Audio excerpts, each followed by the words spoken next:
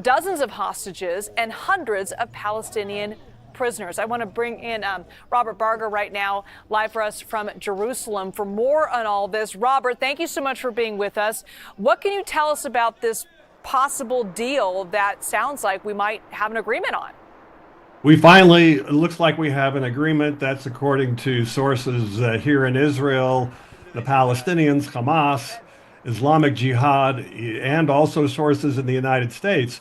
Now, we already know what this deal looks like. There will be a 6-week ceasefire during which 33 Israeli hostages will be freed in exchange for about 1,000 Palestinian prisoners. Now, it's important to note that of these 33 Israeli hostages, that includes both living and dead. And at this point, we don't have their names, so we don't know how many will be alive and how many dead. But certainly, it's a big breakthrough. It will last for 6 weeks if all goes well. But keep in mind that there are 98 Israeli hostages altogether in Gaza. So this only includes 33. Negotiations on a second phase, which would see the release of the remaining hostages, would take place, start about 16 days into the agreement. So how quickly could we see these hostages be released? Did they give any indication of that? What I'm hearing from Israeli media is that this could happen as early as Sunday. 3 Israeli hostages expected to be released. Not clear who they would be, probably women. By the way, of these 33, it would be women, children, and men over the age of 50. And what can you tell us about the Palestinian prisoners being held in Israel that will be released? Well, that would include women, and minors, but also, according to what I'm hearing in Israeli media, and by the way, the names haven't been released yet, but it would include 250 what you might call hardcore prisoners serving life sentences for acts of terrorism against Israel. Of course, that is a big security concern for the Israelis. This is news that so many people have been waiting months for. We're standing by, waiting for a special report. That's going to happen just moments from now, Robert. But I want to keep you on the line. I mean, how big of an issue, how big of a deal is this ceasefire agreement for this part of the country? I mean, it's huge, right? You know, the war's been going on for something like 465 days, right? So there was an early prisoner release at the beginning of the war back in November, more than a year ago, when about over 100 hostages were released. And since then, there's been all kinds of efforts to win their release, but they haven't come home. So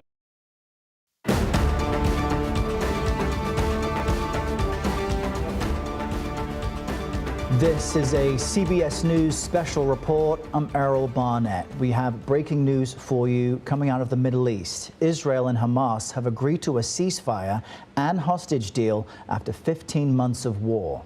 This deal comes after many months of negotiations brokered through the U.S., Egypt and Qatar. This chapter of the conflict began, you may remember, when Hamas orchestrated a terror attack on Israeli soil back in October of 2023.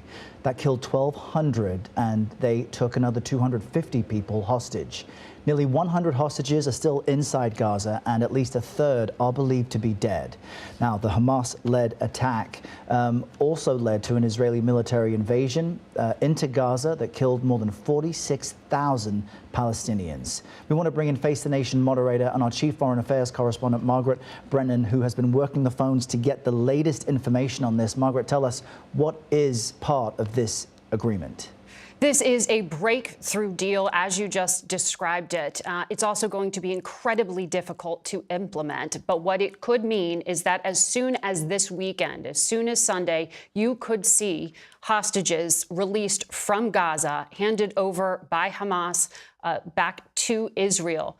We will be watching to see the implementation of this. What we know is that on paper, Hamas and Israel have agreed to a deal that has multiple stages. The first phase, perhaps the most important, particularly to some of those American families who have been waiting to see their loved ones return. This is a 42-day implementation during which 33 of those hostages, some alive, some status unconfirmed, would be released in small numbers, during which time we would also see some redeployment of troops. We would also see aid go into Gaza, aid that is very much needed as famine-like conditions exist inside. Israel controls the entire security perimeter of that Palestinian territory, which is so embattled. What we know is that this announcement is expected to come in Doha, Qatar. That's because it is Qatar, a U.S. partner, and the United States that have forced this deal to come together. The U.S. pressing the Netanyahu government, Qatar and Egypt pressing Hamas to get to this deal today. It has been negotiated with the agreement of the brother of Yahya Sinwar, the architect of that brutal assault on Israel that you described. His brother signed off on this deal, I am told, by high-level U.S. and local sources who say this means it's official. Even just within the past hour, Errol, this thing could have fallen apart. But there are planning, as you saw there, I think, pictures there of a press conference being put together where the details will be released. But the bottom line here is of the hostages that were taken, 7 of them still in captivity are U.S. citizens. 3 of them assessed to be alive. We will have to see if this deal is fully implemented, meaning this is little by little, a few hostages, movement on each side. If all the steps go through and this is fully implemented, they could see the return, for example, of 64-year-old Keith Siegel, Idan Alexander, a U.S. citizen, Sagi Chen. We'll be watching for that, as well as the remains of some of the hostages that remain in Hamas captivity.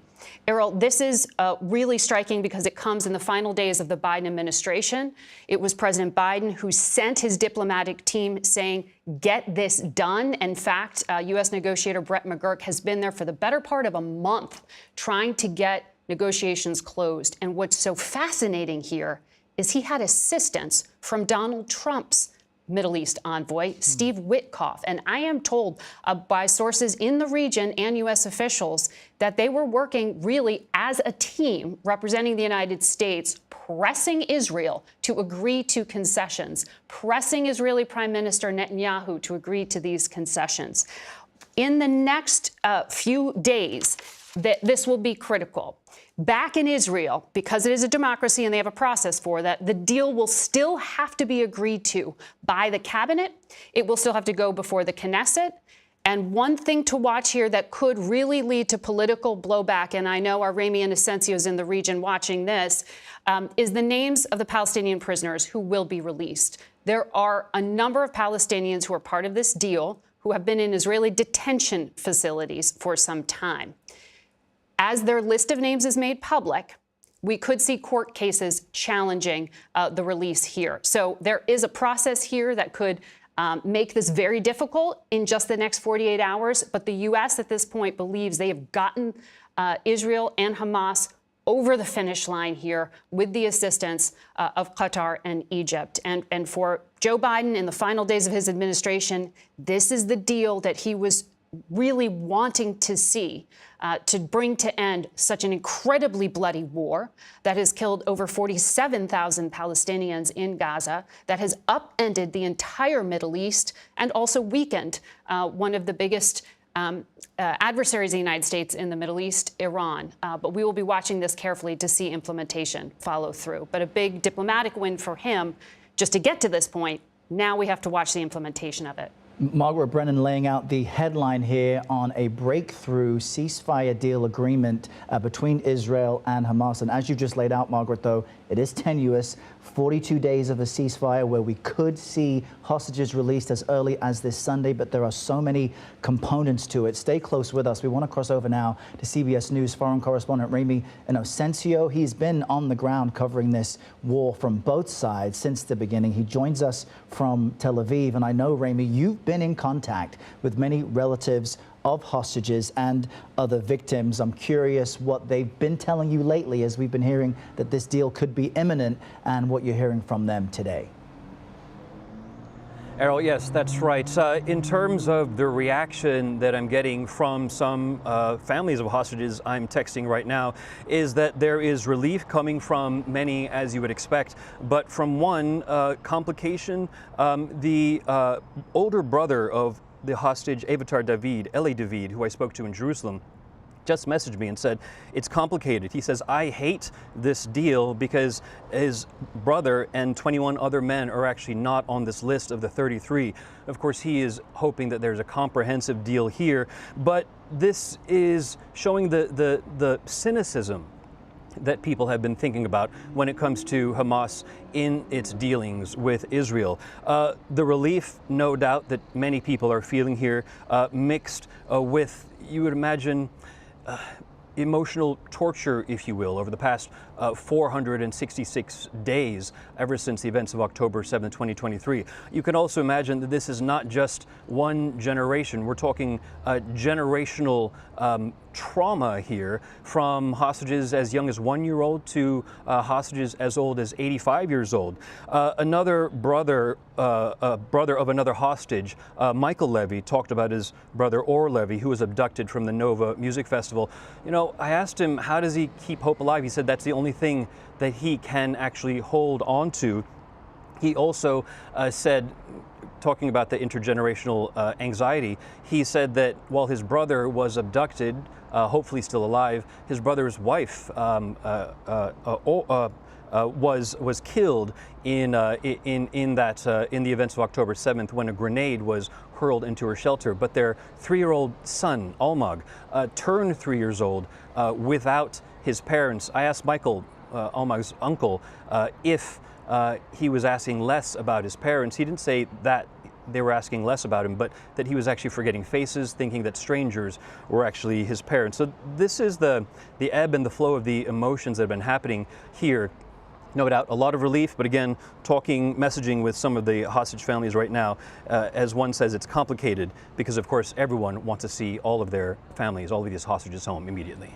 And that's understandable. And Remy, you made a point about these first 33. We understand, according to details from earlier today, that would include women, children, and older hostages. Margaret Brennan mentioned Keith Siegel among them. He's an Israeli American. CBS News spoke with his wife. I spoke with his wife, Aviva, months ago. She's 63 now. He's 64. And while she was a hostage and released a month later during the first hostage release, she worries about his psychological state, which is so understandable. Can you give us a quick update on the latest on the fighting? Because that, of course, has continued this entire time. Yes, the fighting that has continued on in Gaza has been actually ramping up over the past few days. Our CBS News team in Gaza has been messaging us, saying that they feel it might be Israel's attempt to try to destroy as much of Hamas as it has been trying to do over the past 15 months before any kind of deal has been clinched. But even in just the past hour or so, we even got reports of the killing, of the deaths of a few more journalists. Tragic in that this has happened just as this deal has been reached. But when you look across the whole entire 15 months, the death toll from the Hamas-run health ministry is pushing 47,000 people over nearly 470 days. You can do the math there. So many people losing their lives, men, women, and children. We have been talking about the hostage families. And to your question, it is so important to look across just miles south of where I'm standing here in Tel Aviv, with the devastation, with the destruction that you're seeing on your screens right now that have been continuing in Israel's avowed promise to destroy Hamas, still very much clearly intact as we see them very apparent in negotiations that have finally, as we see, come to the ceasefire right now. Remy Inocencio giving us the latest from Tel Aviv on this breaking news. Remy, thank you. And we are standing by for a press conference update of sorts out of Qatar. This Gulf nation helped mediate this deal. As soon as that happens, we'll bring you updates. But let's first cross to our CBS News national security contributor, Sam Vinograd. She served as former Assistant Secretary for Counterterrorism at the Department of Homeland Security. Sam, we understand this agreement, as significant as it is, will take place in phases. But what can you tell us about how we got here? Because it's not necessarily a slam dunk guarantee. We've almost gotten here before. We've been close to a deal, but over the 15 months since Hamas brutally attacked Israel, the negotiating positions of both parties have shifted. We have to remember that Hamas senior leadership has been decimated. Close to 47,000 people in Gaza have been killed, and conditions have deteriorated significantly. On the Israeli side, Prime Minister Netanyahu feels more strongly that he has accomplished his military objectives in Gaza and has been under enormous pressure to bring hostages home. So over the 15 months of this conflict, the sense of mission achievable as well as the underlying negotiating positions of both parties has understandably shifted, Errol. Sam Vinograd helping us understand how fast-moving developments helped us get here. Sam, thank you for that. And to recap for our viewers this breaking news, Israel and Hamas have agreed to a ceasefire and hostage deal after 15 months at war.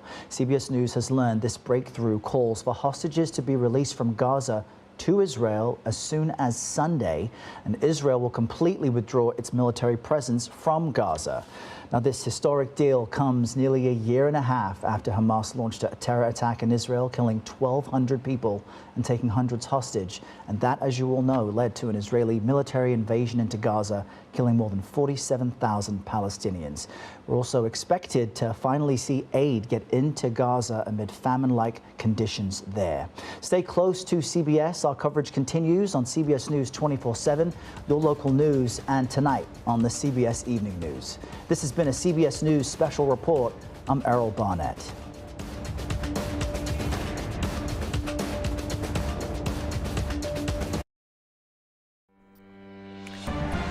And you have been watching a CBS News special report on a ceasefire agreement between Israel and Hamas. This just happening within the past few moments or so. I want to bring in now CBS News contributor Robert Burer. He is live in Jerusalem. Robert, I want to go over some of the terms of this agreement. 33 hostages expected to be released from Hamas in the coming days. How soon could we see these hostages released? We're talking about women, children, and senior citizens expected to be among those who are released this weekend. Well, this is a 6-week ceasefire, so we're going to see a gradual release of these hostages, perhaps in batches of 3 or 4, with the several days in between. The hope is that the first release of 3 hostages could take place as early as Sunday. And also, too, with this agreement, Palestinians will be released from Israeli custody. What can you tell us about that? We think the number is around 1,000 Palestinian prisoners that would be released over this 6 weeks, this 6-week ceasefire. And that includes minors, women, and also some militants who are serving life sentences for deadly terrorist attacks on Israelis.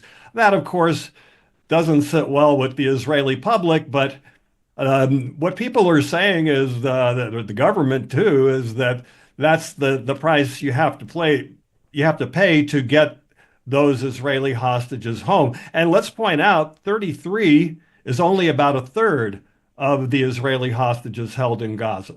This is a big win for the Biden administration, just less than a week until a new administration takes over. But Margaret Brennan brought up a really interesting point, that this deal was actually brokered by members of the Biden team, but also the Trump team, too. What can you tell us about that?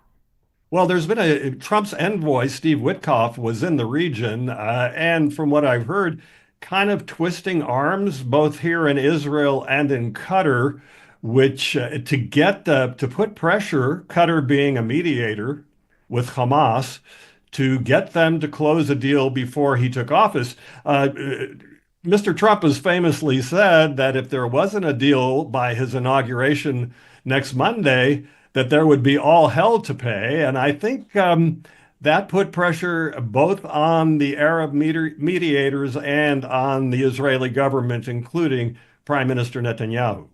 Now, it's important to note that this deal still needs to go through the Israeli government. Can you tell us a little bit about how that process works? First, it will go to the cabinet, where we're expecting a strong majority to support it. There are a couple of right-wing cabinet ministers who oppose this. They don't like the idea of releasing terrorists, and they think that that only encourages more kidnapping. But they're going to be in the minority. This vote will get through the cabinet, and then there will be some legal hurdles to overcome. People who oppose the release of the Palestinians can take that to the Supreme Court here in Jerusalem, but that will most likely the court will approve that release, and that would clear the way for a hostage release beginning as early as Sunday. And this deal hopefully will bring an end to this very brutal and bloody war. Tens of thousands of people have been killed over the past year, more than a year-long war. Can you give us some perspective on how big a deal this is today? Well, on both sides of the border, both in Israel and in Gaza, people are exhausted from this war. For the families of the hostages, it's been a huge trial, but actually for the whole country. I mean, especially the hostage issue. The fact that there are 98 Israeli hostages, 60 of whom are believed to be alive, that have been held in these dungeons, is something that has hung over the nation really since October 7th, 2023.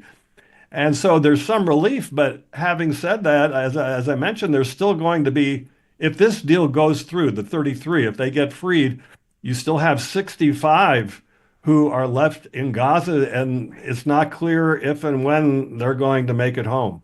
So what comes next after all of this, Robert? There's a 42-day implementation, as Margaret Brennan reported, to this ceasefire deal. What happens after that?